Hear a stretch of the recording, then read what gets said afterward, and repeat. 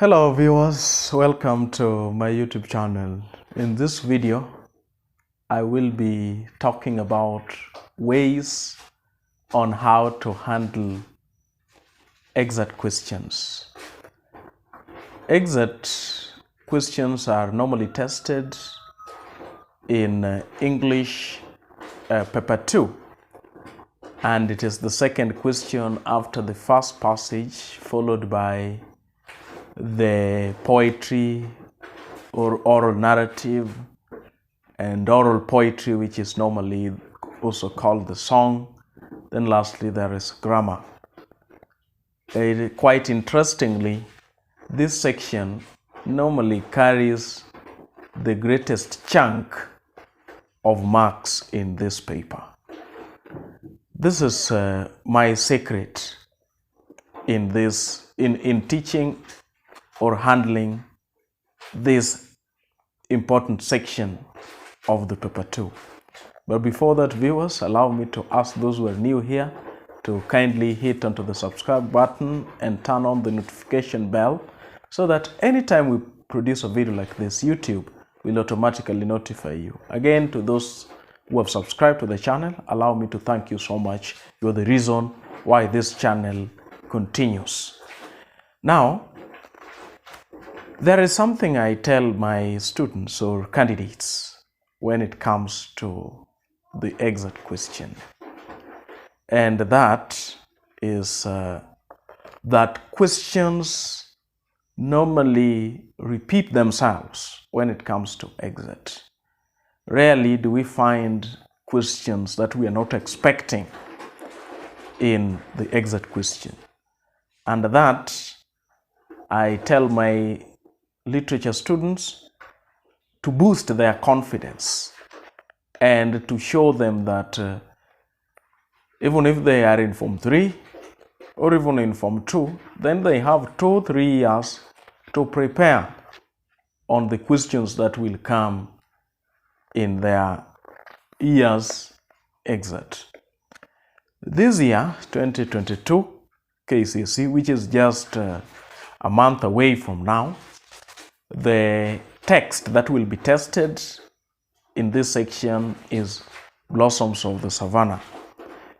Next year, that is in 2023, the text that is going to be tested is A Doll's House. So, what are some of the questions to expect in the excerpt question? Number one, there will always be a question on plot. And the question on plot will be testing on what happens immediately before the excerpt or what happens immediately after the excerpt. So it can be that specific. At times, the candidate will just be required to place the excerpt into its immediate context. So in such a situation, the candidate will be expected to state what happens immediately before and immediately after.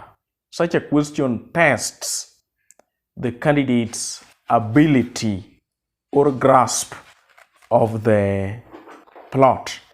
Can the candidate narrate the story from point A, B to C, where it ends?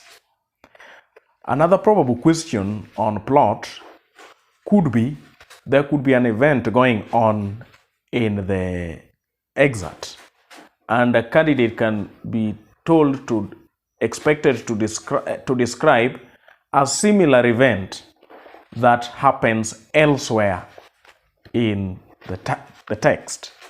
There could also be other questions that test on the plot, but just the framing. The bottom line is that they will be testing on the plot. It is just the wording, the phrasing that could change. Number two, there are always going to be questions on the aspects of style. That is the language use, the way that the writer has used his language. So here the candidate will be expected to identify and illustrate the various aspects of style used there. So like, for instance, a candidate, if you see metaphor, you will say there is metaphor and give an illustration of the same, simile, irony, dialogue, local dialect, and the rest. So, like in this year, we have Blossoms of the Savannah. I would really like to encourage candidates that there are some aspects of style that are glaring. Like in this text, you cannot move 2-3 pages before you meet local dialect. So when you see that, just pick it up and say local dialect. Then you illustrate using 1 or 2 words, Maasai words that have been infused into English to bring about the local dialect. Another notable aspect of style always is the dialogue. When you see the dialogue between a conversation between people, that is an aspect of style. It is just the wordings or the phrasings that will change, but it is a question that will always be there. One time, the examiners will ask, identify and illustrate the aspects of style used, identify and illustrate the literary devices, identify and illustrate the language use. Sometimes, like there was a KCSE paper where the examiners asked, how has foregrounding been used in the excerpt? All this come to one thing, that you are being asked about aspects of style. It is only the wordings that will change, but the concept will always be the same. Number 3, you are always going to be asked about the character traits. And remember, character traits are normally described using adjectives. And just as we mentioned in a previous video, there are 4 ways in which we can use contextual clues to arrive at correct traits. And number 1, we should listen to what the character says, the character in focus. Number 2, we should listen to what other characters say about the character that we've been asked about. Number 3, we should be keen on what the character does. Number 4, we should look at what the writer or the author says about the character. And then at the end of it all, we are going to place the various character traits to the characters who we have been asked to identify and illustrate their traits. So, for instance, if you say the character is optimistic, then you need to pick up maybe that line or that sentence where the character's optimism comes from. If the character is determined, then you need to illustrate where the determination comes from. Number 4, we have the themes, which could also be referred to as the thematic concerns. They could also be, the wording could also be the issues that have been raised. Sometimes it even goes to subject matter, or sometimes the candidate can even be asked, what is the writer trying to talk about? Those questions also boil down to one thing, that is asking on the themes that have been used in that excerpt. Apart from that, you are always going to find 1 or 2 questions on grammar. Maybe a sentence will be picked and the candidate will be expected to give the corresponding question tag.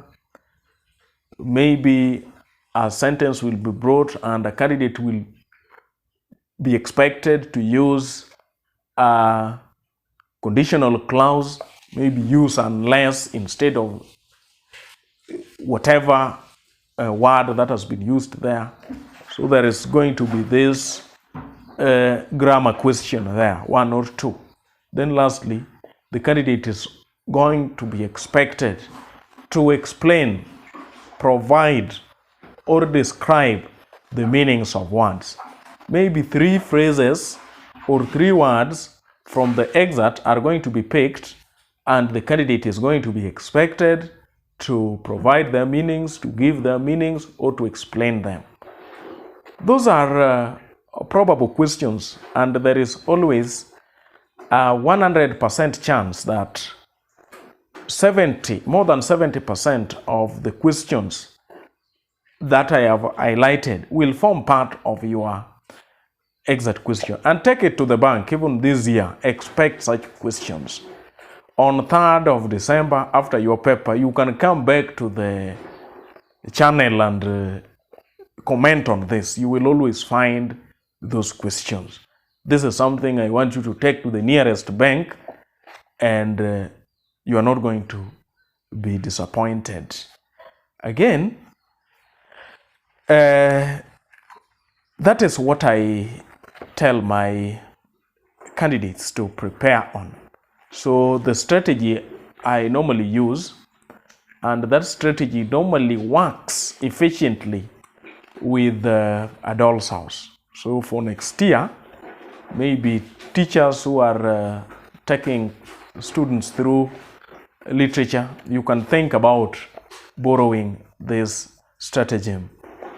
It normally works efficiently with a doll's house because of the volume. A doll's house is just 120 pages. So in a class of 60, what I do is that I allocate just 2 pages to each and every student. So 2 pages each, that will be 60 candidates will have covered the whole of the text because it is just 120 pages. That is a doll's house. Now what I expect of them is that they already have the questions to expect. The questions that I've just gone through just some minutes ago. So what they do is that they try to set their own questions. They try to set their own question. The plot question should be there. The question testing on the character trait should be there. That on themes, that on aspects of style, and again, explanation of the meanings of words, and at the same time, that on grammar. After this, then it is as if we have set close to 60 papers. 60. It is as if we have set 60 papers in, let's say, 30 minutes. So what we will be doing is that with these candidates, each and every candidate will be presenting. First of all, the candidate will bring what they have done to me, and I'll try to mark it, go over it with the specific candidate. Then we will go back to class, and I will expect each and every candidate to present in front of the whole class their questions and what we discussed with them. So in a very short time, we will have gone over the whole text. That can also happen with a novel, though it requires increased ingenuity as compared to a doll's house. When you do this, then you are going to boost the confidence on the candidates, and whenever they meet such questions in succeeding papers, they will have that much needed confidence to tackle their questions and to score. So before you know it, you will realize that your booster is on Excerpt, that is in paper 2. And it will be quite interesting that you will find that in paper 2, most candidates have issues, have challenges with this section. But when you get to use this stratagem and boost the confidence in the candidates, you will realize that your students are going to be one step ahead of the rest.